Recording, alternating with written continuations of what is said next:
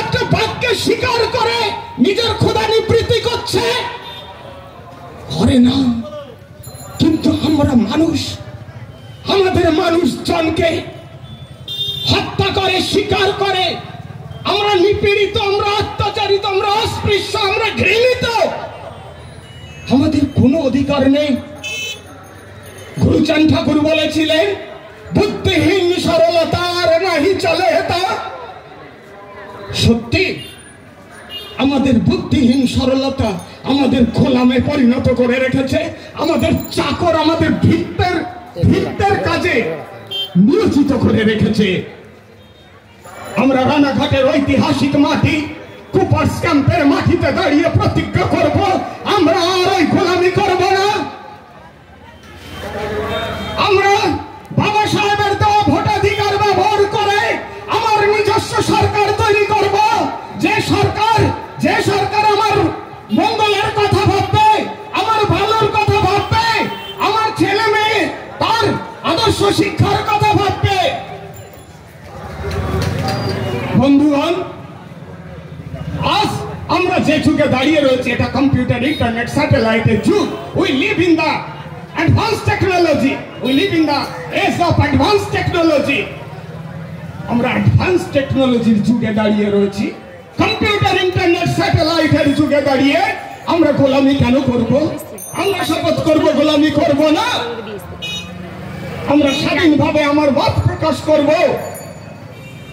বন্ধুগণ, আজকে এই 17 জন লোকসভার সদস্য, 16 জন প্রাক্তন লোকসভার সদস্য, বর্তমানে ওর নাম কি, বর্তমানে কি সরকার? জগন্নাথ সরকার। জগন্নাথ সরকার, বর্তমান সংসদ জগন্নাথ সরকার। একটা তথ্য আপনাদের দিয়ে যায়, আমাদের ভোটে যারা সংসদ হয়ে দিল্লিতে যায় মাসে 3 লক্ষ টাকা মাইনে পায়, বছরে 7,000 কোটি টাকা তার কনস্টিটিউয়েন্সি, তার সংসদীয় এরিয়ার উন্নয়ন করার জন্য বছরে 7 কোটি টাকা পায়, 5 বছরে 535 কোটি টাকা।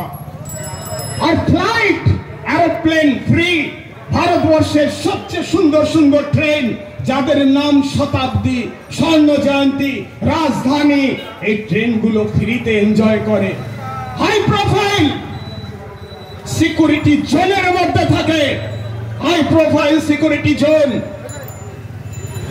এত সুখ সুবিধা পাওয়ার পরে সে 7 কোটি টাকার 7,000 টাকা খরচা করে কিনা জানা নেই।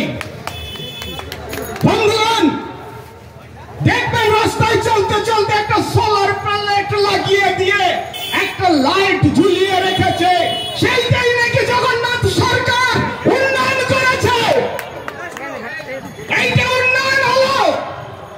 জগন্নাথ সরকার, সে আমার ঘরের সন্তান, আমার রক্তের ভাই, আমি তার দোষ খুঁজে পাই না। সে আমার সমাজের জন্য, আমার সমাজের মঙ্গলের জন্য যদি ভাবে, ওর ভাবনাটাকে অঙ্কুরেই